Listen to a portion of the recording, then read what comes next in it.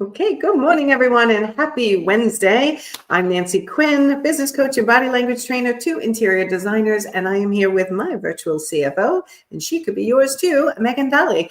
Hi, Megan. Good morning, Nancy. How are you? I'm actually pretty good. How are you? I'm great. It's been ages.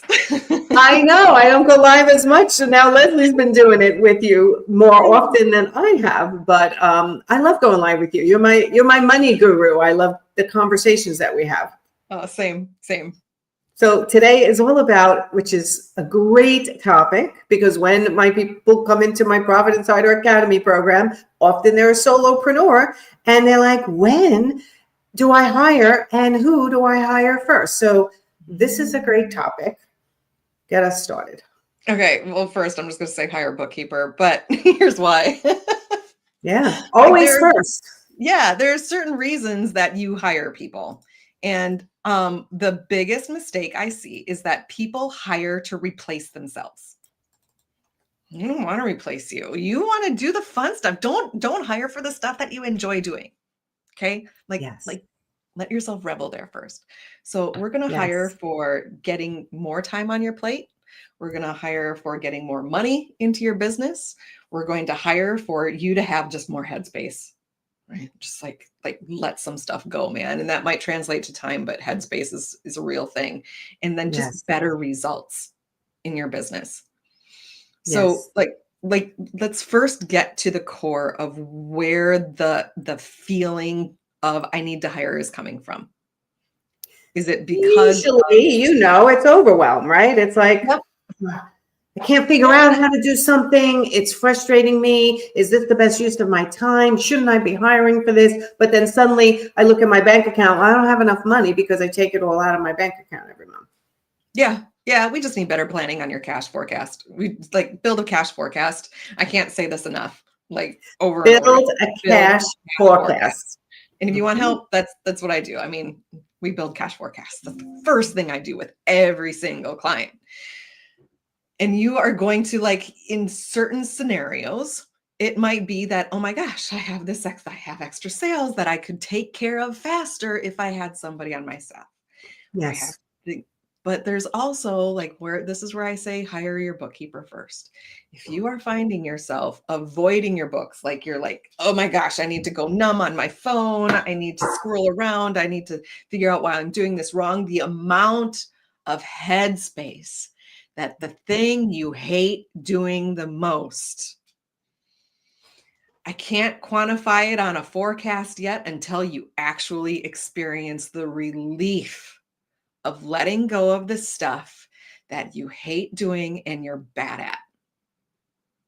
Yeah, people sometimes are worried about hiring people that are smarter than them. And I'm like, no, you want to hire people that are smarter than you if you can, because they're smarter than you in an area that is causing you stress. Yeah. And stress slows you down. You're just not as productive when you're stressed all the time. Yeah. Right. So to me, the brain space is actually one of the most important things, or the reasons why to hire, is when you're getting that. I can't sleep. I'm constantly ruminating on the things I have to do for work, the things I don't do well, the things I can't figure out. How do I do this? Think about hiring. Yeah. And I would also say that along with that hiring, there is going to be an adjustment period where I don't know if this person is worth it. I don't know if they're doing this right. Building the trust between the outcome that you were hoping for and the person that is doing the work, and allowing them to do their magic and get that outcome and that communication. It's a real thing. It's buyer's remorse. Yes. And if you give it the time and the dedication and the communication to work out, at the end of that rainbow is Yes. And you also often hear that when I first hire somebody, it's taking me so much time to train them, to get them up to speed. Your first hire should be a bookkeeper, but obviously in my book as well, but you need money in your business to do that. Right. So the first step is getting money in your business, stop taking it all out, and then decide when you have to hire which position are you hiring. We recommend bookkeeper first, because usually designers don't want to look at their numbers. They want to acknowledge the cash flow forecast that's actually happening, which is they're not accumulating any money in their business. They're spending it all. And then they're like, how do I hire? So you said to me once, and you presented to one of our groups, and I thought it was great. And I think we even did a live about it. You can only make as much money as your capacity. Mm-hmm. Everybody write that sentence down. You can only make as much money as your capacity. So you can start working 80 hours a week or 70 like I used to do, or you can go down to a normal work week, 40, 35, and actually hire someone to do the jobs that you don't get to anymore so that you can stay within your superpower, which is hopefully selling yourself and designing. Yeah. Yeah. I mean, I thank you for reminding me of that. It's become so ingrained in me that it's one of these things that's just so obvious that I forget about, right? Yes. Yes. And that's what happens to us coaches. We're like, it's so obvious, but it's not, honestly, because when we learned it, we were like, oh, light bulb. And now we're in charge of teaching other people, right? Yeah. The moments that we went through in the past that taught us that we can still be here today after being in business for 27 years or whatever, or 10 years, whatever you are. Like, you've got to have this formula of when to hire, how to maintain money in your business, understanding your cash flow at least in order to keep growing. Yes. If your pressure is coming from, I have so much work to do and not enough time to do it, the first things we want to get off of your plate are the things you don't like and you don't want to do and you're not good at. I'm going to caveat that though, because I have a pet peeve. Like, I don't like people to hire unless they're also learning a little bit about the basics from them first, or learning a little bit of basics first. Like, when I hired a bookkeeper my first time, I didn't know anything about bookkeeping. So I was like, yep, whatever you're going to do, I guess that's your specialty. And I didn't know anything. So I didn't know they were categorizing things wrong for my business. I didn't even understand what that meant, categorizing on QuickBooks. So to me, that's part of what we teach in the academy is we teach you the basics. And then we want you to learn a little bit more of the basics on your own. And then you can pursue a bookkeeper so you know what they should be doing and you can direct them. It's still your job as the CEO of your business to understand the basics. You can't just release all control to social media people or to accountants or bookkeepers. You have to understand something about what to expect from them. Otherwise, I find everyone gets dissatisfied so quickly. That's a really good point. That's a really great point. One, this part I'll say out loud and then put a pin in. There's no certifications for bookkeepers. There's no certifications for bookkeepers, right? And secondly, like knowing the outcome that you're buying. Yes. When you expect that buy and holding them and yourself to those expectations. Like it's not a cure-all when you hire somebody.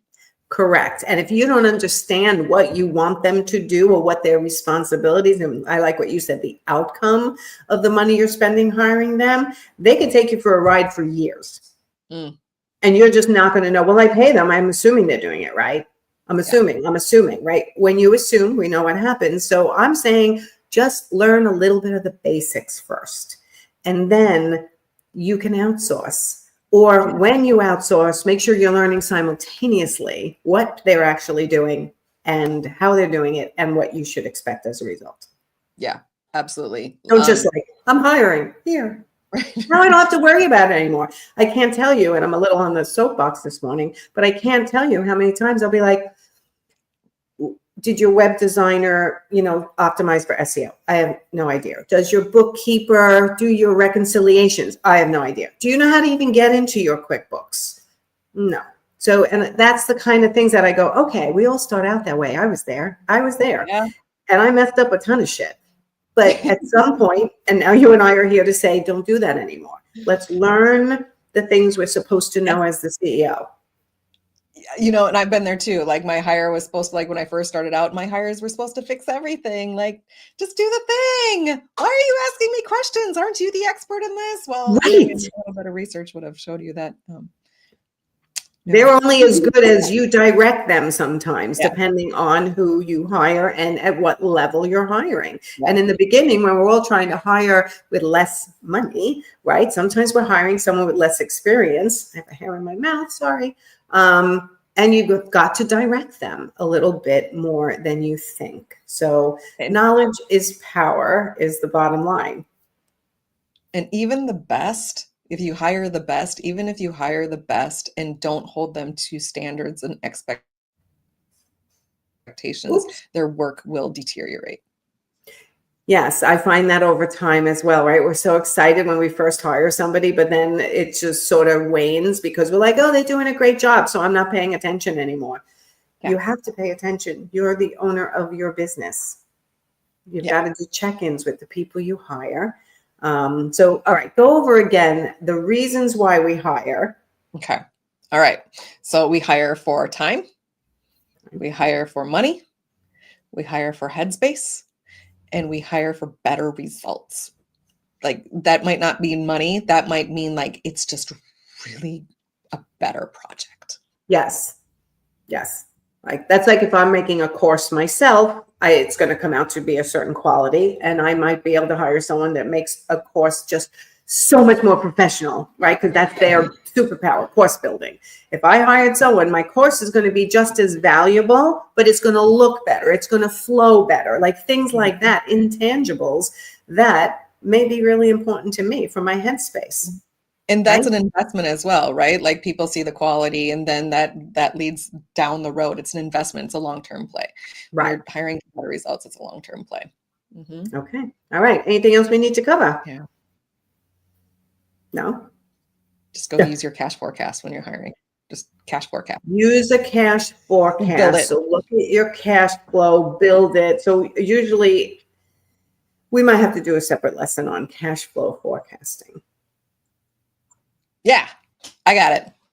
Okay. I'll put that one All on the right. calendar. Let's do it. All right. So let's put that as a topic for the future, cash flow forecasting, because I think for designers, it is really tough because some months they make so much, other months they spend more than they make, and they get very confused about how to cash flow forecast. So I don't know if we can do this in a mini lesson live in a couple of minutes, 10 to 15, but what do you think? Challenge accepted. Okay. All right. So stay tuned. I don't know if it'll be next month or the month after that, but Megan is going to teach us live as interior designers how you do your cash flow forecasting. I pinned you now. Okay. All right, everyone. Thank you, Megan. Always a pleasure. And I will see you next time. Sounds great. See you, All right. Nancy. Bye, everyone. Have a great day.